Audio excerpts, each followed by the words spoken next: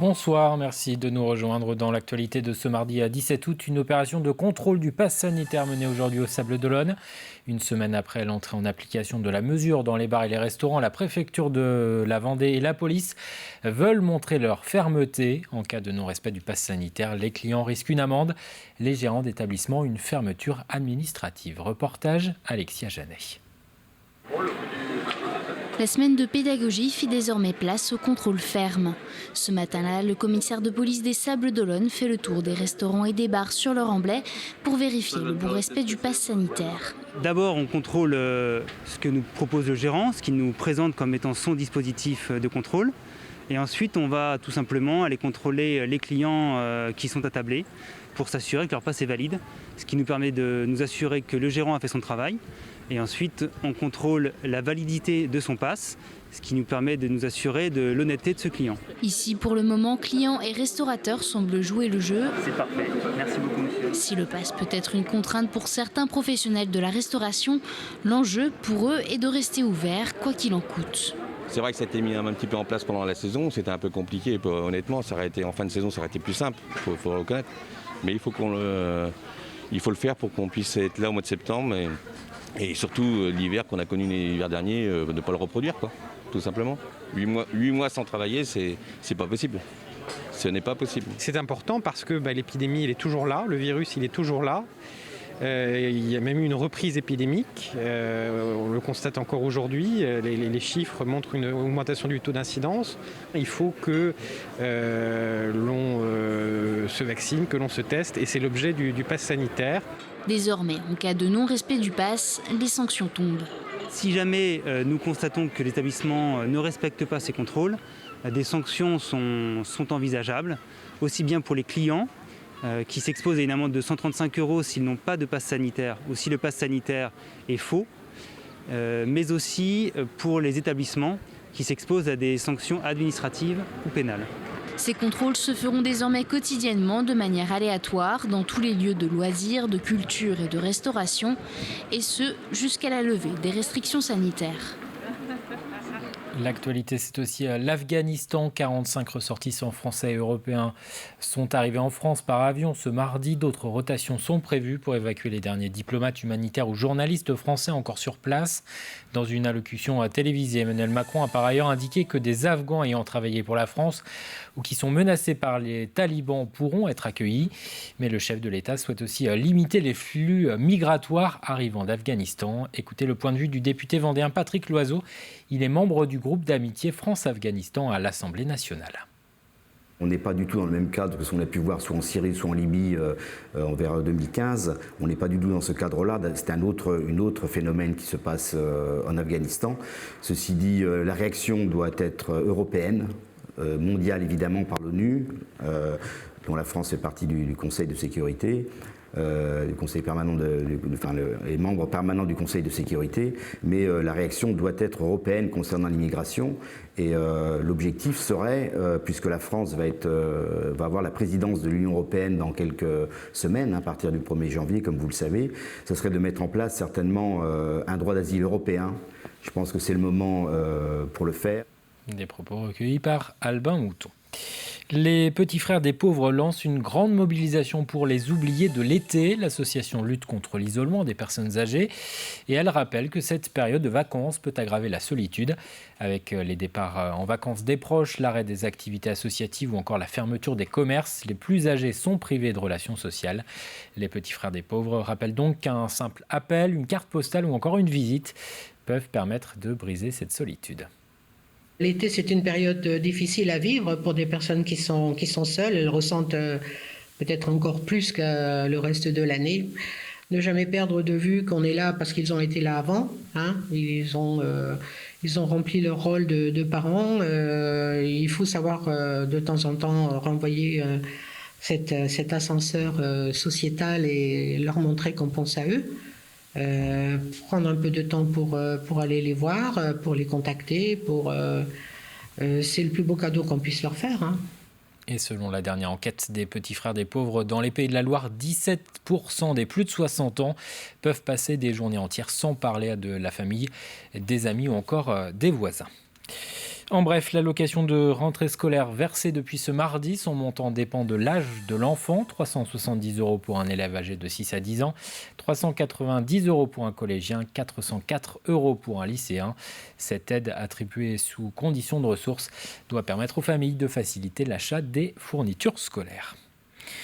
Portrait à présent d'une Vendéenne qui a choisi la littérature pour avancer. Aurélie Maire a écrit une saga en 3 tomes qui se déroule dans l'Écosse du XVIIe siècle. Un récit né de son imagination et de son envie de s'évader pour faire face à la maladie et aux épreuves. C'est après le diagnostic d'une sclérose en plaques qu'Aurélie Maire a repris l'écriture, une passion qu'elle avait mise de côté pendant plusieurs années. Rencontre signée Marie-Aimée Copleutre. À 45 ans, Aurélie a déjà vécu beaucoup d'épreuves. Cancer de la thyroïde, sclérose en plaques, elle décide alors en 2019 de prendre sa plume et de réaliser son rêve, écrire un livre. Chacun réagit différemment selon les maladies quand ça arrive.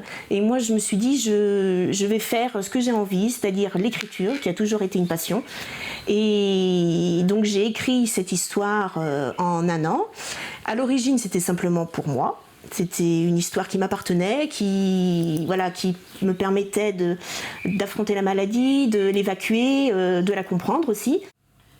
Pendant 1 an, Aurélie a écrit le soir, en rentrant chez elle, le week-end, mais aussi la nuit, pendant que ses 2 enfants et son mari dormaient. Pour elle, l'écriture a été une thérapie.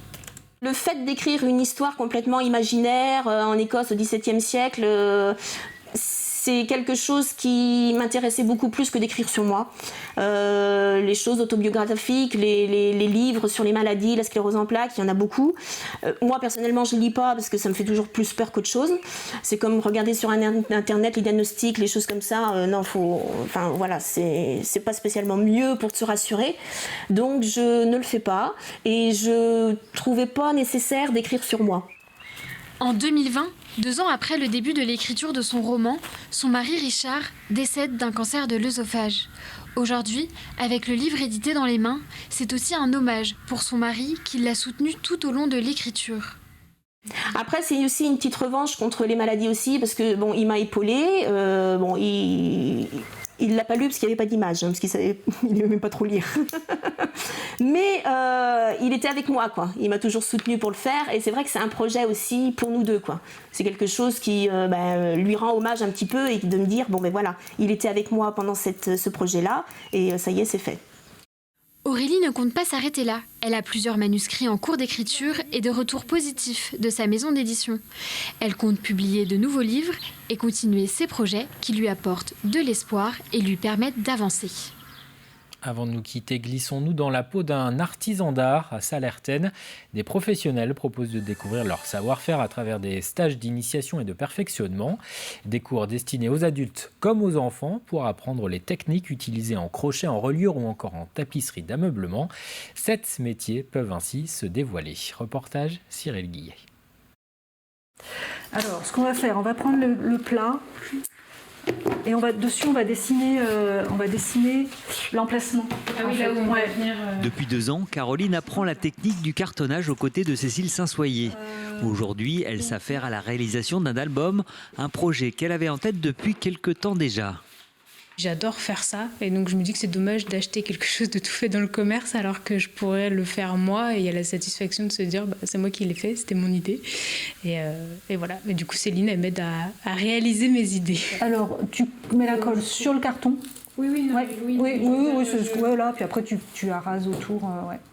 Je viens la voir, je dis j'ai une idée, je voudrais faire ça, et alors très souvent elle s'adapte. Elle me dit j'ai déjà fait ça, on peut l'adapter, on peut faire autrement, ou alors elle a jamais fait, mais c'est pas grave, elle trouve une solution et on fait ensemble. Alors pour la première partie, c'est très simple.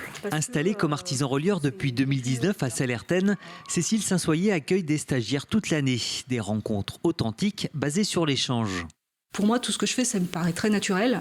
Mais c'est quand je donne des cours, je me dis, maintenant, en fait, ce sont des choses que tout le monde ne sait pas faire et je trouve ça intéressant de les transmettre. Dans un livre, on peut comprendre le processus. Il est expliqué et c'est aussi important d'expliquer le processus.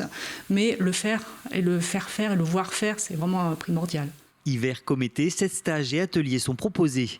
Le grand public peut ainsi s'essayer à la poterie, les mailles sur cuivre, la tapisserie d'ameublement ou bien encore la broderie d'art.